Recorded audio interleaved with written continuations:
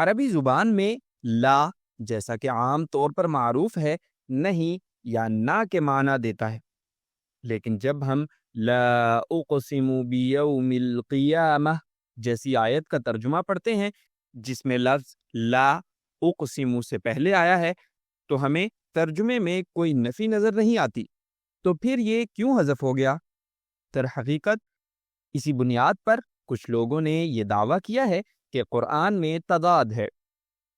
ان کا کہنا تھا کہ اللہ تعالیٰ ایک جگہ سورۃ التین میں مکہ کی قسم کھاتے ہیں وَهَذَا الْبَلَدِ الْأَمِينَ، لیکن سورۃ البلد میں ان کے بقول اللہ تعالیٰ اسی شہر کی قسم کی نفی کرتے ہیں اور کہتے ہیں لا اقسم بهذا البلد۔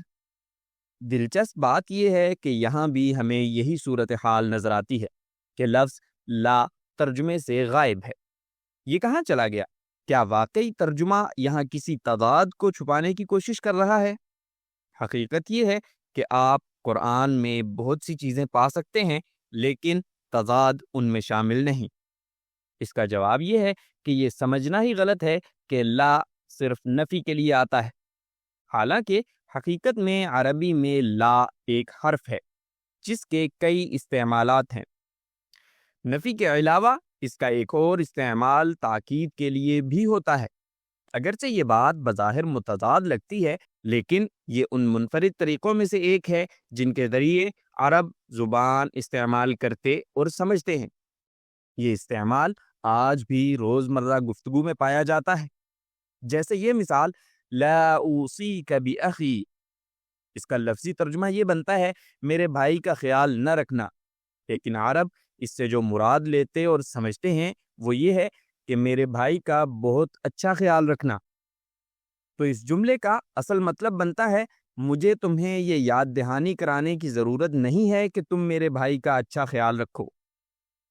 تو اگرچہ آپ کو لگے کہ لا ایک ہی وقت میں اپنے اور اپنے الٹ معنی رکھتا ہے، مگر عرب اسے بعض خاص تراکیب اور تعبیرات میں تاکید کے لیے استعمال کرتے ہیں، اور تاکید کے لیے اس کا ایک اور استعمال قسم کھانے کے موقع پر بھی ہوتا ہے، جیسا کہ ہم نے سورۃ القیامہ، سورۃ البلد اور قرآن کریم کی دیگر صورتوں میں دیکھا۔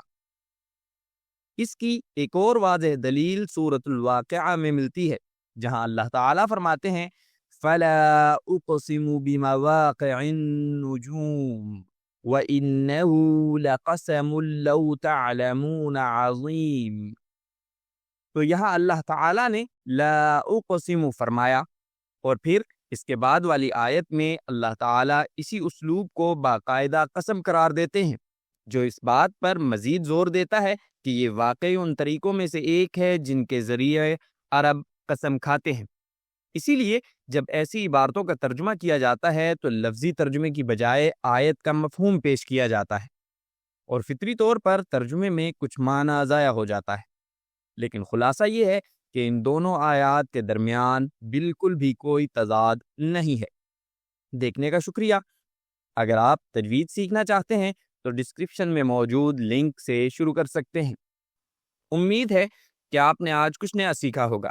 اگر سیکھا ہے تو ویڈیو کو لائک اور شیئر کریں تاکہ دوسرے لوگ بھی فائدہ اٹھا سکیں، اور اگر آپ مزید ایسی ویڈیوز دیکھنا چاہتے ہیں تو ہمارے چینل کو سبسکرائب کریں، اور انشاءاللہ ملاقات ہوگی اگلی ویڈیو میں۔